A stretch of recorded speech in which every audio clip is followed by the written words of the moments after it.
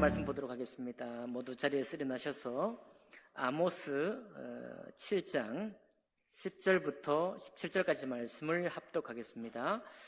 아모스 7장 10절은 구약 성경 1281쪽 가량에 있습니다.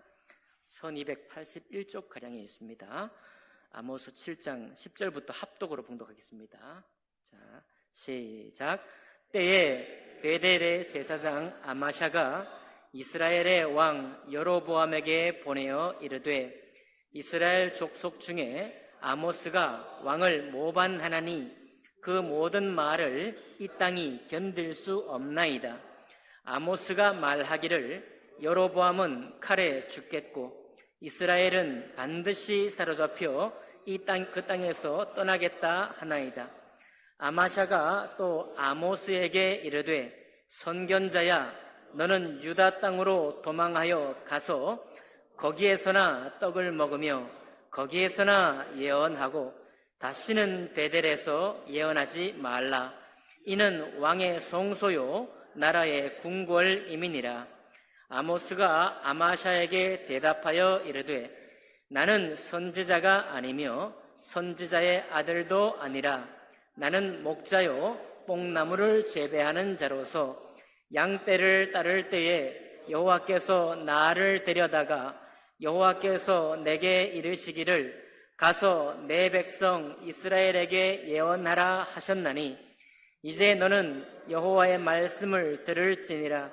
내가 이르기를 이스라엘에 대하여 예언하지 말며 이삭의 집을 향하여 경고하지 말라 하므로 여호와께서 이와 같이 말씀하시기를 내 아내는 성읍 가운데에서 장녀가 될 것이요 내 자녀들은 칼에 엎드러지며 내 땅은 측량하여 나누어질 것이며 너는 더러운 땅에서 죽을 것이요 이스라엘은 반드시 사로잡혀 그의 땅에서 떠나리라 하셨느니라. 아멘.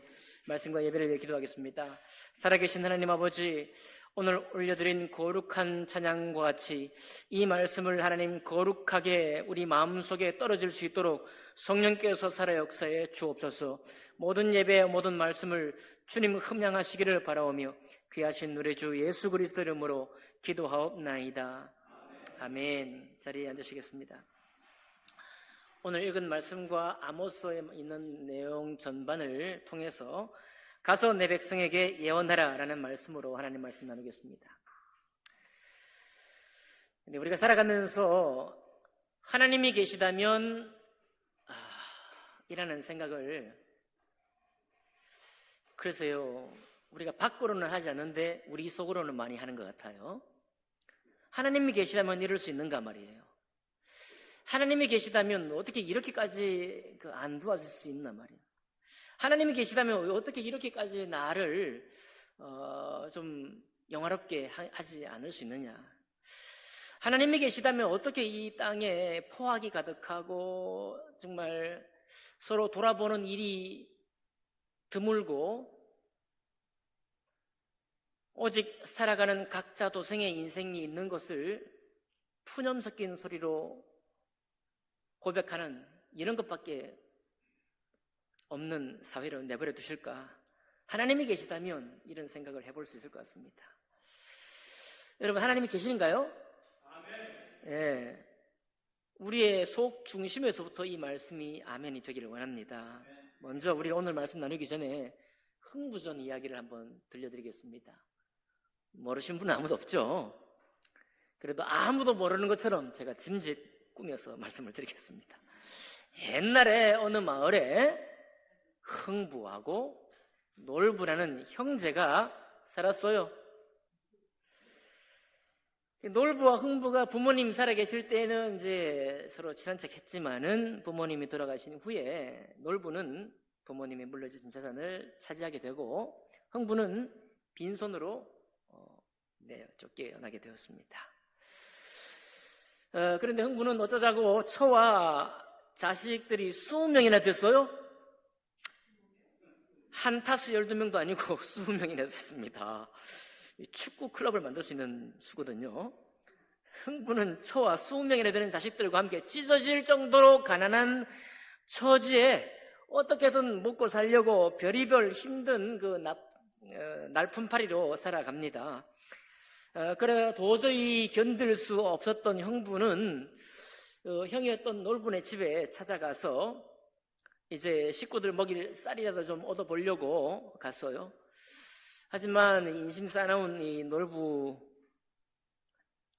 아내가 나오네요. 이게 주걱 싸다기를 맞고, 그리고 우리가 보통 전해진 얘기에 따르면 주걱 싸다기 맞으면서 주걱에 붙어있던 그 밥풀을 먹으면서도 이렇게 눈물 흘리면서 구걸하다가 결국은 쌀을 얻지 못하고 풀이 죽어서 집으로 돌아갔다, 이런 이야기죠. 그러나 어느 날 봄날에 흥부는 제비가 구렁이에게 공격당하는 것을 보고 구렁이를 쫓아냈어요. 제비를 살리려고. 그런데 그 과정에서 새끼 제비 한 마리가 그만 떨어지는 바람에 다리가 댕강 부러지고 말았어요.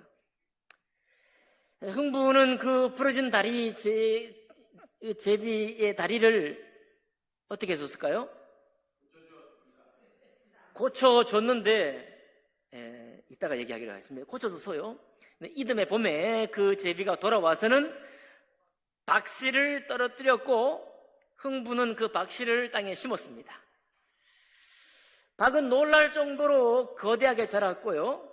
흥부 가족은 먹을 것이 여전히 없어서 박이라도 타먹으려고 박을 꺼내가지고 따서 박을 탔습니다. 그런데 그 박 속에 박을 이제 긁어서 먹으려고 했는데 그 박 속에서 온갖 곡물, 금은 보화, 고래등 같은 기와집도 거기서 나와서, 기적이죠. 그 작은 박씨 속에서 고래등 같은 기와집이 나와서 흥부는 순식간에 부자가 되었어요.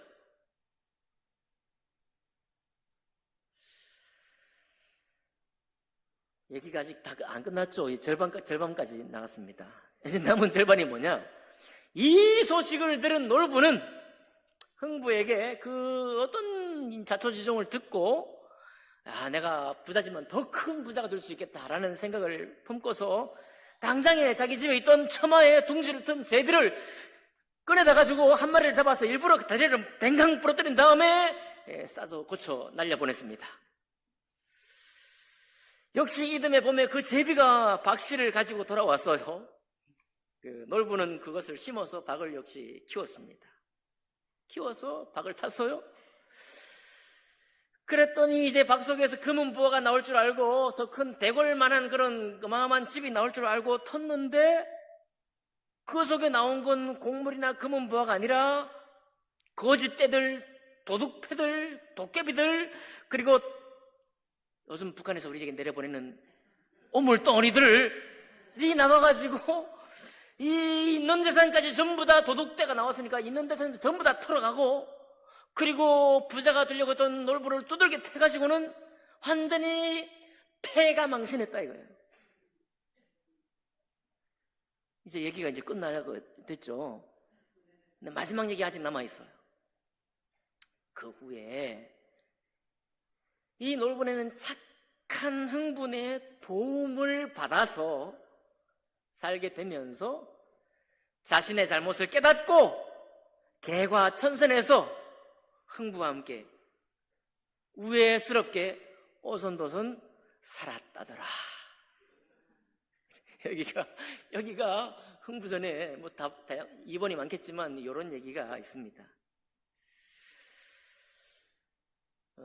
그런데 이 이야기는 사실 권선징악의 전통적인 이야기이기도 하고, 어떻게 보면 여러분과 제가 예수 그리스도와 이스라엘 백성에게 주신 하나님의 거룩한 말씀을 믿느라고 하면서 우리는 굉장히 영적인 신비한 어떤 놀라운 어떤 책을 받았다 이렇게 생각하면서 우리가 살고 있습니다. 흥부전 이런 이야기는 춘향전과 더불어 지어진 이야기고 사람들의 바라는 이야기를 지은 것이다라고 하는 문학이라고 얘기를 하고 있고, 성경은 하나님의 거룩한 경전이라고 말하면서 하늘에서 내려온 신비한 거룩한 책이라고 우리가 알고 있습니다. 그냥 여러분과 제가 신앙생활을 하면서 이 교회를 알게 되고 이 거룩한 책을 알게 되었기 때문에 굉장히 흥부전, 심청전, 충안전 배울 때와는 전혀 다른 어떤 인생을 살겠노라고 기대감을 가지고 교회 생활을 하고 있습니다. 그러나 이제 웬만큼 신앙생활을 하면서 우리가 깨닫는 것이 있습니다. 그것은 신앙이라는 것이 갑자기 구름 위에 떠 있는 생활을 하는 것과는 조금 다르다는 거예요. 신앙은 어떻게 보면 여기 옛날 이야기와 같은 이 권선징악의 이 바탕을 둔 흥부전과 같은 이 이야기가 사실 이 이야기가 실제가 되어가는 것, 그렇게 단순하고도 명백한 사실을 고백하며 사는 것이 신앙이라는 생각이 들게 되는 거예요. 제가 지금까지 신앙생활을 하면서 중간 결산을 낼 때 그렇구나. 이게 무슨 우리를 엄청난 신비로운 것으로 구름 위에 손오공처럼 뭘 뽑으면은 기적 같은 이야기가 연출되는 그런 이야기로 우리를 갑자기 고양시켜서 신비한 특별한 인생을 살도록 우리를 부추기는 것이 아니라 사실은 굉장히 지극히 단순하고 순전한, 그리고 보통 우리의 조상들이 꿈꿔왔던 그런 세상을 당연시 하면서 살도록 우리를 부르신 것이 주님의 말씀이구나 라는 생각에 한번 도달해 보게 되는 것입니다. 사실 흥부전 읽으면서요, 이제 의문이 드는 게 몇 군데가 있습니다. 그거는 분명히 흥부가 집안에 애들이 20명이나 되고 처가 있었으니까 먹여 살릴 돈이 없잖아요. 근데 제비다리 치료는 어떻게, 돈 드는 얘기거든요, 그거.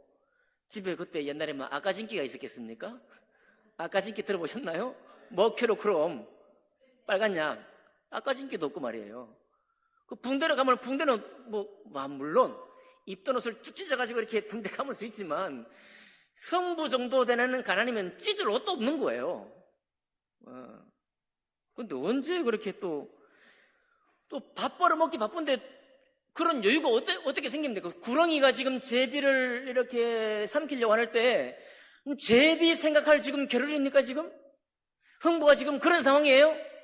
지금 상황 파악이 안 됩니까 지금? 제비 걱정할 때가 아니에요. 자기 제비 20명이나 되는 자기 제비가 쩍쩍거리고 지금 있는데 그 제비를 보살필 지금 마음의 여유가 어디 있습니까? 근데 흥부는 그 제비를 불쌍히 여길 마음의 여유가 있는 거예요. 참 신기한 거 아닙니까? 우리 부친 모친들은 다 알 거예요. 고생해본 사람들은 신기한 일이에요. 고생해본 사람들이 불쌍히 여기는 마음이 있어요. 또 고생하면서 돈을 벌어본 사람들이 다른 많은 사람들을 챙기면서 자기가 번 돈의 일부를 주머니를 열어서 돈을 주는 거예요. 참 신기한 노릇입니다. 이거 제가 언젠가도 말씀드린 우리 장모님들 그랬거든요. 장에 가서 팔아봐야 5만 원인데 사위한테 3만 원을 주는 거예요. 시장에 데려다 줬다고. 제가 장모님보다 더 돈을 많이 벌었습니다. 아침에 30분 운행하고 돈 더 많이 벌었어요. 제 같으면 한 5천 원이나 지어줄 것 같아. 5천 원. 안 주거나. 그 흥부는 그런 것 같습니다. 여기 고생해본, 정말 고생해서 돈 벌어본 사람들은 그런 마음이 있는 거예요. 참 신기하지 않습니까? 우리 지사님들이 청년들에게 하고 싶은 얘기가 있어요. 청년 여러분, 적금을 꼭 들래요. 1,000만 원이고 500만 원이고 적금을 꼭 들어가지고 그 돈이 마련되기까지 한번 수고해 보라는 거예요. 그래야 그 사람이 돈을 모을 줄도 알고 나중에는 이 사람이 그렇게 힘들게 돈을 모아본 사람이 뭘 할 줄도 안다고? 제비다리 고칠 줄도 안다는 거예요. 구렁이가 막 제비를 물어보려 할 때 그 제비를 불쌍히 여길 수 있는 마음까지 품게 된다는 거예요. 너무너무 신기한 거 아닙니까? 네.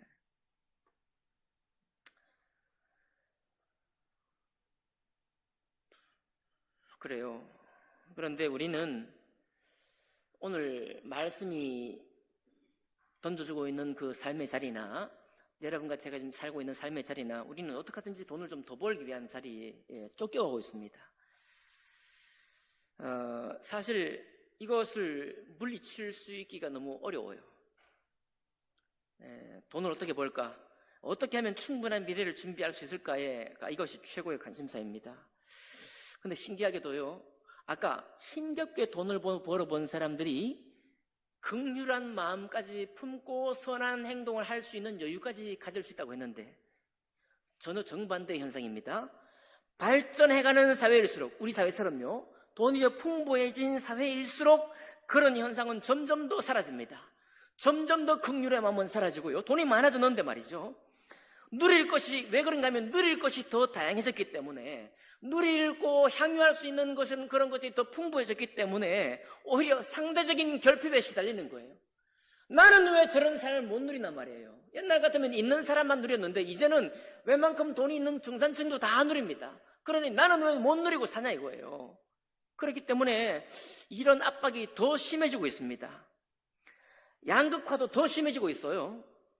이건 여러분 한국 사회만이 아닙니다. 옛날부터 동경했던 미국은 더 심하고요.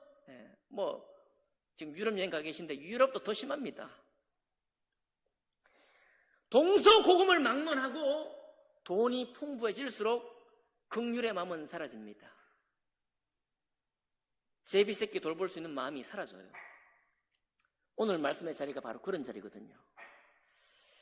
하지만 우리 모두가 우리 스스로를 공격하기 앞서서, 비난하기 앞서서 우리 스스로가 다 그런 사람이라는 것을 고백해야 합니다. 우리는 모두 좀 미친 것처럼 행동할 때가 있어요. 좀 미친 것처럼 삽니다. 돈에 대해서도 마찬가지죠. 어떤 때는 마음이 다 빼앗길 만큼 걱정에 완전히 사로잡혀요. 그래서 그동안 내가 해오던 의로운 행실, 내가 그동안 교회를 섬겨왔던, 헌신했던 이것이 다 무슨 소용이냐 이거예요. 그리고 그게 내가 돈을 버는데 무슨 상관이 있느냐 이겁니다. 사실 따지고 보니까 아무 상관이 없어. 그죠? 무슨 의미가 있느냐 이 말이에요. 내가 이 교회를 섬기고 실적에 아무런 도움이 되지 않는 거예요. 실적에 낙담이 되는 것입니다. 그러니 전도서 말씀에 이 말씀을 하는 거예요. 전도서 1장 17절에 내가 다시 지혜를 알고자 하며 미친 것들과 미련한 것들을 알고자 하여 마음을 썼으나 이것도 바람을 잡아내는 것인 줄 깨달았도다. 이것도 모자라가지고 모든 사람의 결국은 일반이라 이것은 해 아래에서 행해지는 모든 일들 중에 악한 것이니 곧 인생의 마음에는 악이 가득하여 그들이 평생에 미친 마음을 품고 있다가 후에는 죽은 자들에게로 돌아가는 것이라. 전도서 9장 3절입니다. 평생에 우리가 품는 마음이 무슨 마음이라고요? 미친 마음을 품다는 게, 미친 마음을 품고 평생 살다가 그저 죽은 자와 똑같이 되어서 이 세상을 떠난다는 것입니다. 저도 기억납니다. 제가 사역자의 마음을 품었을 때 돈이 너무 없는 거예요. 종로 어디 가서, 어딥니까? 체인점 가서 알바를 좀 해야 되겠다. 그런 마음까지 품었습니다. 하지는 못했습니다. 마음이 떠내려가니까요, 마음이 막 마음이 쪼그러들어가지고 당장 돈이 필요한 거예요. 돈이 필요한 겁니다. 그래서 미친 마음을 품게 되는 것입니다. 그러나 제가 다시 말씀드린 이것이 사람에게 일반이에요. 저도 여러분도 궁핍해지면은 그것만이 전부가 되는 삶으로 쫓겨가는 것입니다. 어떨 때냐? 이 사회가 돈이 더 많아질 때 그런 현상이 생겨요. 오늘 아모스가 하나님 말씀을 전하는 이 때가 어떤 때냐? 여로보암 2세가 이스라엘을 다스릴 때입니다. 여로보암 2세는 다윗이나 솔로몬보다 훨씬 더 나라를 부유하게 만든 왕입니다. 부유하게만 만든 것이 아니라 군사적으로도 대국이 됐고요, 그 주변 나라들이 얼쩡거리지 못했습니다. 이스라엘 나라에. 솔로몬이 끝나고 남북으로 갈라진 이후에는 모압도 암몬도 이스라엘을 우습게 봤어요. 유다를 우습게 봤습니다. 그래서 침공도 하고 에돔은 약해진 틈을 타고 독립해버렸습니다. 그동안에는 남쪽의 이집트, 북쪽의 아수르, 이 대국 사이에서 중개무역으로 이스라엘이 근근히 살아왔는데, 이제는 나라가 힘이 세지니까요, 오히려 중개무역을 통해 가지고 주변 나라들에게 조공을 받은 거예요. 에돔에게 조공받고 암몬을 압제했습니다. 그런데 이렇게 강해졌을 때, 그때가 바로 여로보암 2세 때거든요.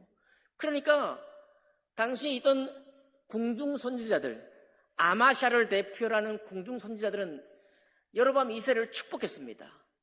축복할 수밖에 없죠. 나라가 잘 되는데, 나라가 부자가 되고 나라가 경제적으로 왕성하고 군사적으로 잘 되는데 흥황하고 있으니까 뭐라고 축복하겠습니까? 여호와 하나님이 여로보암 2세 당신 왕을 축복하고 있습니다. 당신 하던 대로 하십시오. 나라는 다 평안할 것입니다 라고 축복하는 거예요.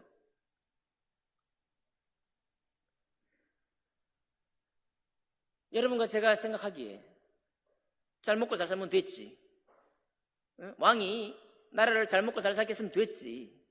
그리고 군사적으로 주변 나라에 쫓기지 않고 주변 나라를 압제할 만한 군사력을 했으면 됐지. 이보다 더한 왕이 어딨냐 이 말이에요. 이보다 더 멋진 왕이 어딨냐 이렇게 고백할 때 아니겠습니까?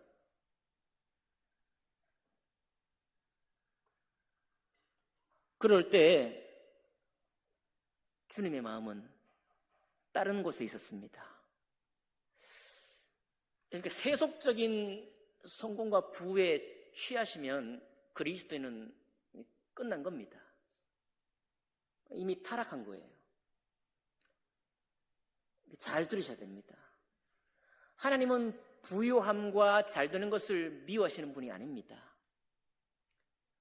오히려 주님은 사유재산을 인정하신 분이시고 우리를 잘 되기를 원하시는 분이 주님이십니다. 그런데 잘 되는 것만이 목표가 되어서 잘 되는 것은 주님이 아주 극히 미워하시는 거예요. 그것을 잘 헤아리셔야 합니다. 그래서 아마샤 선지자가 아모스라는 놈이 어디 듣도 보도 못한 듣보잡이거든요. 이 사람이 와가지고 갑자기 하나님 말씀을 전한다고 하면서 막 전하는데 죄송해요. 제가 자꾸 이렇게 너무 비열을 너무 많이 쓰는 것 같아서 미안합니다.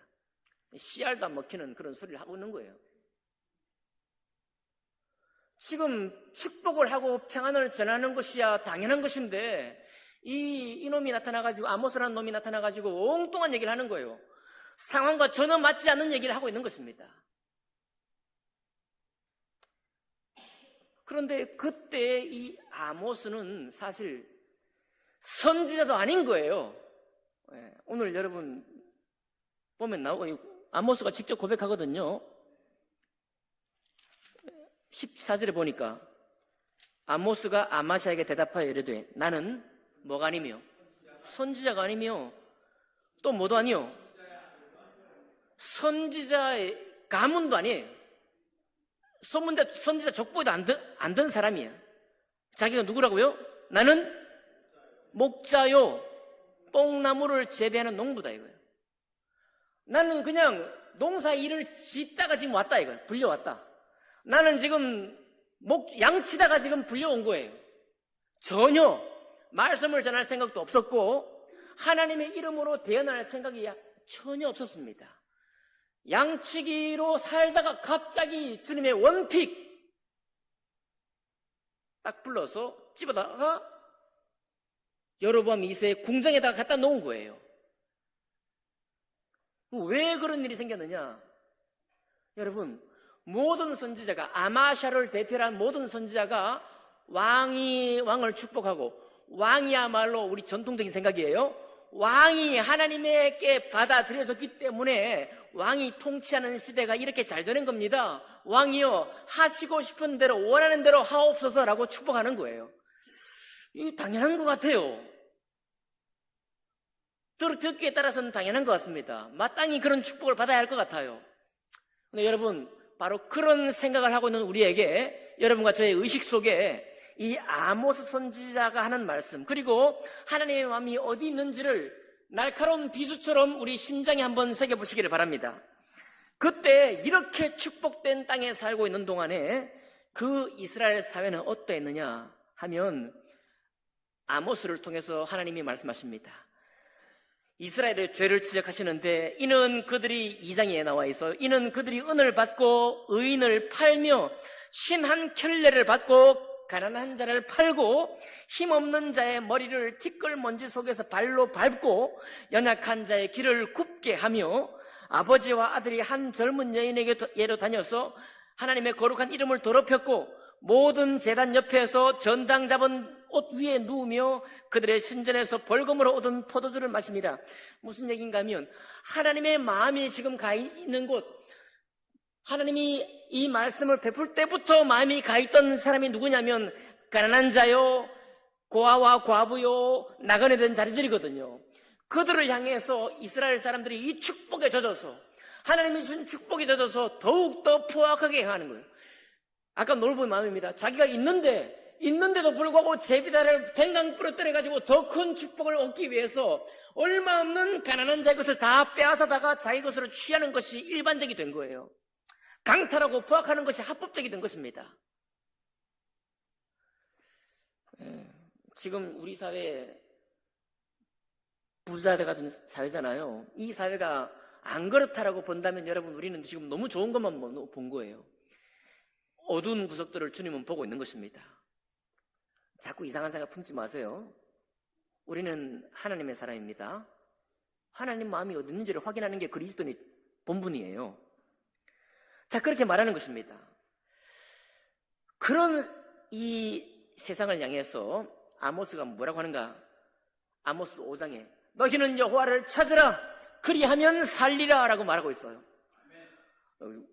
귀에도 안 들어오는 말이고, 이미 잘 살고 있는데 왜 살려고 하나님을 찾는단 말입니까? 이미 잘 살고 있는데, 이미 우리가 축복을 받아가지고 잘 살고 있는데 뭘 내가 또 더 살 게 있습니까? 그런데 주님은 말하는 거예요. 너희가 하나님을 찾으라. 하나님 찾았는데? 하나님 찾았단 말이거든요. 아모스 4장 4절 5절을 보면은 너희는 베델에 가서 범죄하며 기리갈에 가서 죄를 다하며 아침마다 너희 희생을 3일마다 너희 11조를 드리며 누룩 넣은 것을 불살라 수은제를 드리며 낙헌제를 서로 내어 선포하고 있다. 이스라엘 자손들아, 이것은 너희의 기뻐하는 바라. 이스라엘이요, 알 건 또 알았거든요. 하나님께, 여러분, 우리 집사님 마음속에 우리 청년들 적금으로 돈을 모아보라 그런 말을 했다 그랬죠? 한번 실천해 보세요. 적금을 들어보시기 바라요. 그러나 여러분 통장에 적금을 들되 하나님께도 11조를 드려야 되겠죠? 하나님께 적금 드려야 되겠죠? 그런데 문제가 뭐냐면요, 주님 앞에 11조로 하늘에 적금을 들든지 여러분 통장에 적금을 들든지 그것이 나의 축복된 삶을 위해서, 잘 들어야 됩니다, 하나님의 나라와 하나님의 의가, 하나님의 공의가 이 땅에 선포되고 빛된 영광된 그 나라가 이루어지기 위해서 드리는 것이 아니라, 당연히 드릴 것을 드리기 때문에 드리는 것이 아니라 그것 가지고 나의 축복된 삶을 위해서 드린다고 한다면 주님이 말하고 있는 것입니다. 야, 그건 니네가 기뻐서 드리는 게 아니냐 말이에요. 너네가 기뻐서 드리는 거 아니냐, 너희를 위해 드리는 거 아니냐, 언제 나를 위해 드린 것이냐라고 말하는 것입니다. 왜냐하면 너희가 나를 위해서 드린 거라고 한다면 하나님의 마음이 가 있는 곳에 너희도 가 있어야 할 터인데, 너희가 너희를 위해 이것을 드리니 내 마음이 가 있는 곳에는 너희가 없고 그 흔적들, 그 껍데기들만 남아있다는 거예요. 그래서 주님이 말씀하는 겁니다. 이 비아냥거리시는 말씀이거든요. 주님께서, 야, 이거 다 하는 거 너희 잘 되려고 하는 게 아니냐 이 말이에요. 너희 마음속에 나를 위하는 마음이 어디 있느냐 이 말입니다. 너희 잘 되려고 하는 거다. 너희 기쁘려고 하는 거다. 그러니 너희가 복을 얻은 다음에 너희 눈이 가려지기를, 하나님이 보고 있는 것에 대해서는 너희가 못 보고 있다는 거예요. 하나님이 너에게 보여주기 원하는 그 마음은 다 온데간데 없고 속 빼먹어버리고, 그러니까 결국 무엇입니까? 흥부가 바라볼 때 구렁이가 지금 제비 새끼를 물어 죽이려고 하는데 그것이 나와 무슨 상관이 있느냐 이거예요. 거기에 마음을 둘 여유가 없는 것입니다. 뿐만 아니라 그렇게 하다가 제비 새끼 한 마리 떨어졌는데 그 새끼 제비의 부러진 다리를 치료할 수 있는 그 마음의 여유가 없는 거예요.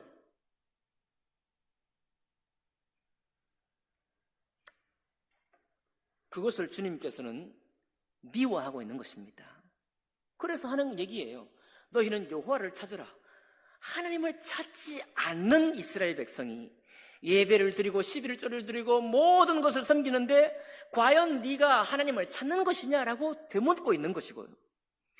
그리고 이어서 말하기를 정의를 쓴쑥으로 바꾸며 공의를 땅에 던지는 자들아 그랬어요. 자, 그러니까 하나님을 찾는다는 것의 중심은 너희 삶 속에 정의로운 삶이 되는 것과 공의로운 세상이 되기 위해서 우리가 찾는 것이 하나님이어야 한다라고 주님 말씀하고 있는 것입니다. 그뿐이 아닙니다. 너희는 살려면 선을 구하고 악을 구하지 말지어다라고 아모스 5장 14절에 말하고 있어요. 그러니까 이건 또 무슨 얘기냐? 하나님을 찾는다는 것은 무엇인가 하면 선을 구하는 것이라는 겁니다. 거꾸로 말하면요, 선을 구하면 하나님을 구하는 것이에요. 그러니까 옛날에 이 지어 만든 문학 작품이라고 했던 이 흥부전의 이 이야기가 신비로울 것도 없고 뭐 대단한 거룩할 것도 없는 이야기인데도 불구하고 사실은 우리의 신앙이 뭐 엄청난 찬양으로 무수히 많은 하나님의 사람들이 하나님께 영광된 찬양을 올려드리는 이런 신비한 그림만 있는 것이 아니라, 그 그림이 아니라 너무 단순한 거예요. 너무 간단한 것임에도 너무 너무 식상한 게 아니죠. 너무 상식적인 얘기예요. 식상이 아니고 거꾸로 말해야 됩니다. 상식. 너무 상식적인 것이 신앙이라는 겁니다. 선을 구하는 삶이 하나님을 구하는 것이다. 그걸 안 구하니까 어떻게 되는가 하면 상하상에 누우며 침상에서 기지개를 피며 양떼에서 어린 양과 우리에서 송아지를 잡아먹고 대접으로 포도주를 마시면서 취한 거예요. 축제에 취한 겁니다. 하나님 신 복에 취한 거예요. 왕도 취하고 하나님의 말씀을 전해야 될 선지자들도 축복에 취해요. 전할 말이 없는 겁니다. 왕이 지금 잘하고 있다는 거예요. 그래서 모든 선지자가 다 그 편으로 다 넘어가 버렸기 때문에 하나님이 더 이상 선지자 그룹에서 뽑아 쓸 수 있는 선지자가 없는 겁니다. 예. 신학교 졸업해서 쓸 수 있는 사람이 없는 거예요. 전부 다 그 말씀으로 다 넘어가 버려가지고. 그래서 여러분, 그렇다고 하나님이 일을 안 하시는 분이십니까? 하나님이 뒷목 잡고 쓰러지실 분이세요? 아닙니다. 선지자께서 훈련받지도 않은 농부인 아모스를 딱 집어다가 그의 마음에 준비시켜서 왕궁으로 보낸 겁니다. 보내가지고 이 말씀 전한 거예요. 이 말씀 전하니까 먹혀 안 먹혀요? 안 먹혀요. 씨알도 안 먹혀. 너 지금 무슨 소리냐 이봐요. 네가 선지자냐? 너 어디서 출신이냐? 너 유다에서 왔지? 남쪽에서 왔지? 너 예언하지 말고 여기 와서 우리 잘 살고 있는데 예언하지 말고 네 남쪽에 네 고향으로 가서 거기서나 예언해. 여기는 네가 와서 사역할 때가 아니야. 너 번지수 잘못 찾았어. 네가 말할 곳은 네 고향이야. 어디 촌골짜기에서 와가지고 이 대도시, 이 왕에게 하나님이 엄청난 부를 부어주고 있는 이 축복된 나라에 와가지고 어디 이상한 소리 하느냐 말이에요. 그게 바로 오늘 아마샤가 아모스를 책망하면서 한 얘기입니다. 13절에 다시는 베델에서 예언하지 말라. 여기는 왕이 성소요 나라의 궁궐이다.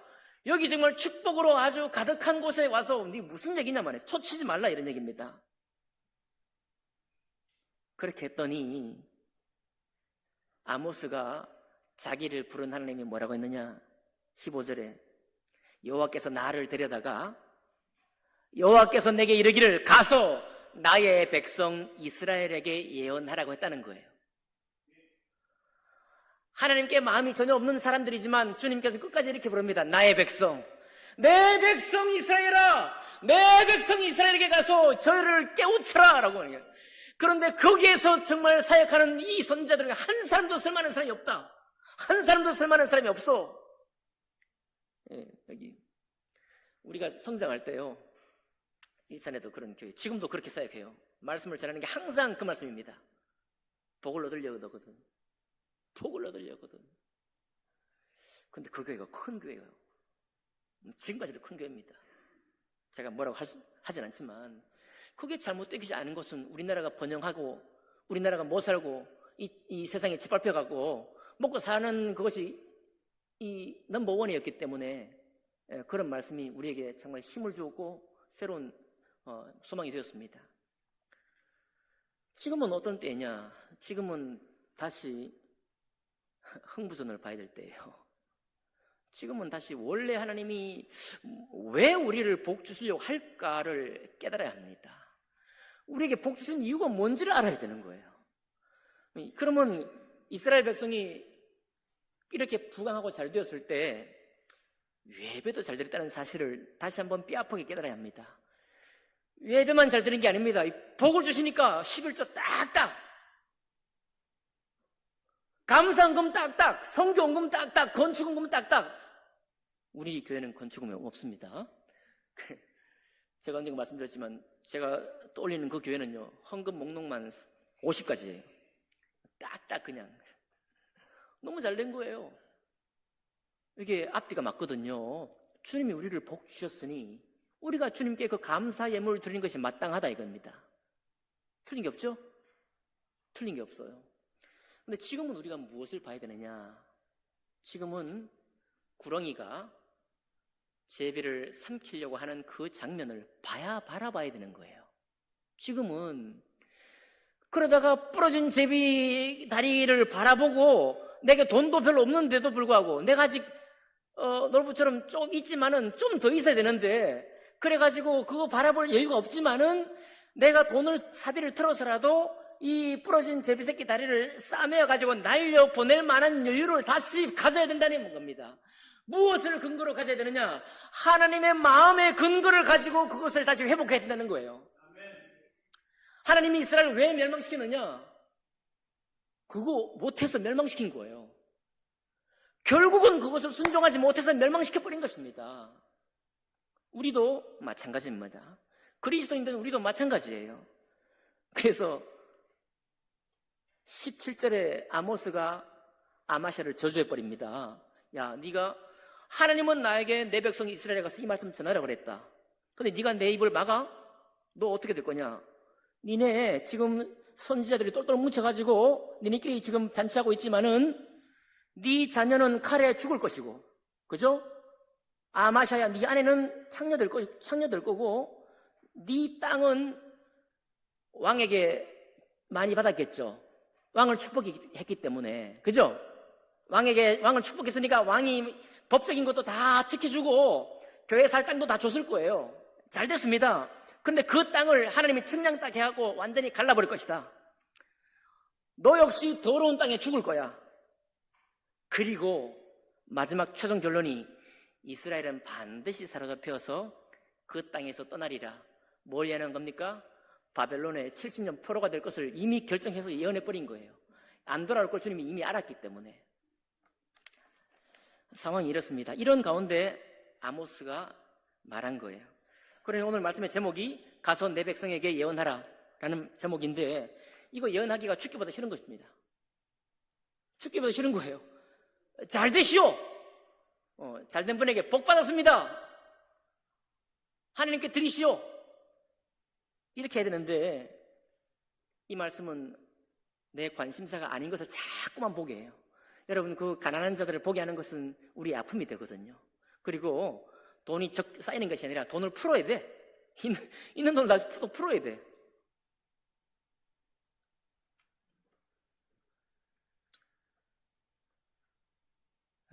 흥부는 별로 없는 재산을 허비했습니다, 사실은.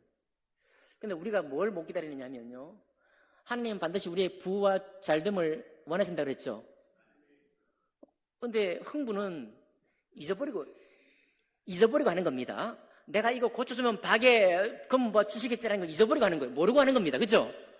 여러분, 모르고 해야 돼. 모르고. 내가 뭐 하면 이게 주시겠지 알고 하는 거잖아. 이게 아니고 이거 내가 고쳐봐야 그냥 박이나 하나 얻을지 모르겠지, 이런 생각이죠, 흥부는. 근데 우리가 뭘 못 참고 뭘 못 기다리느냐? 내가 이거 해봐야 내 재산에 목록이 안 돼. 내 재산에 저축이 안 돼. 내가 하는 일에 부가 쌓이지 않아. 이걸 벌써 계산하니까 뭘 못해요. 선함의 마음을 줄 수 없습니다. 내가 거기에 마음의 여유를 갖다 바칠 수가 없는 거예요. 내 시간의 일부를 떼어다가 거기에 할애할 시간 자체가 없는 것입니다. 그런데 하나님께서 흥부전을 통해 보여주잖아요. 언젠가는, 한번 따라해 볼까요? 언젠가는.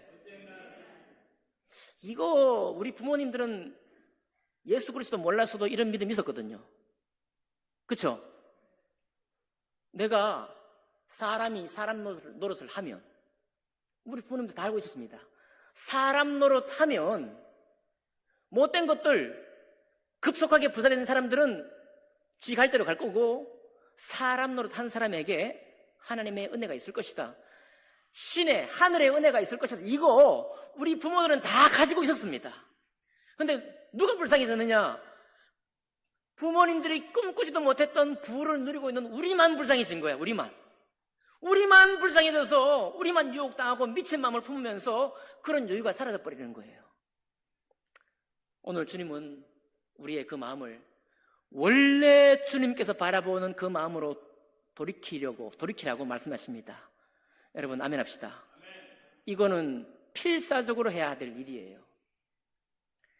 제가 대화역에 가면요, 놀부보쌈이 있어. 보쌈집인데 상호 이름이 놀부보쌈이에요. 그래서 제가 생각하기를, 그렇지, 돈을 좀 벌려면은 보쌈집 이름이 놀부보쌈 정도 돼야지. 홍천의 물놀이장 거기는 가면은 이집트 피라미드, 스핑크스 이런 건물이 만들어져 있어요. 그렇지, 놀라면은 기분 좋게 놀려면 스핑크스 이런 걸 그려놔야지. 거기다 십자가 하나 붙여놓으면 되겠습니까? 예? 에버랜드에 십자가 막 크게 붙여놓으면 장사 되겠어요? 그 장사하려면 이집트 전통 문화, 옛날에 사람 문화 이렇게 그려놓고 이름을 붙이더라도 놀부보쌈 이런 거 붙여야죠. 그래서 저는 생각해보니까, 그래서 흥부보쌈이라는 집은 없는 줄 알았어요. 그러면 장사 안 될 것 같으니까. 저 혼자 생각해. 여러분 안 그래요? 요즘 나쁜 남자 좋고 놀부 좋아하거든요. 놀부보쌈 하면 좀 좋을 것 같아요. 그런데 흥부보쌈 건 왠지 제가 장사하려고 상호를 한번 붙여보려고 했을 때 생각해보니까 절대로 흥부보쌈이라는 걸 안 붙일 것 같아요. 근데 웬걸? 제가 검색해봤잖아요. 검색해보니까 흥부보쌈이 쭉 나오는 거예요. 이야, 이 사람들 정말 마음이 담대하구나. 빌어먹고 살 수도 있는데 그죠? 전반기에 고생 직살이 할 수도 있는데, 죄송해요, 직살이가 뭡니까? 고생 좀 많이 할 수도 있는데 흥부보쌈이라는 이 상호를 대대적으로 걸고 장사하고 있더라고요. 여러분, 미친 마음을 좀 내려놓으시고 담대하게 흥부보쌈, 놀부보쌈 가지 말라는 게 절대 아닙니다. 흥부보쌈 정도의 상호는 담대하게 걸고 나갈 수 있는 여러분과 제가 되길 원합니다. 이건 정말 상식에 불과한 것이지, 신비한 말씀이 구름 타고 오시는 말씀과는 전혀 다른 얘기입니다. 그저 상식이에요. 우리 부모님의 상식이 여러분과 저의 상식이 되시기를 주님 이름으로 축복합니다. 기도하겠습니다.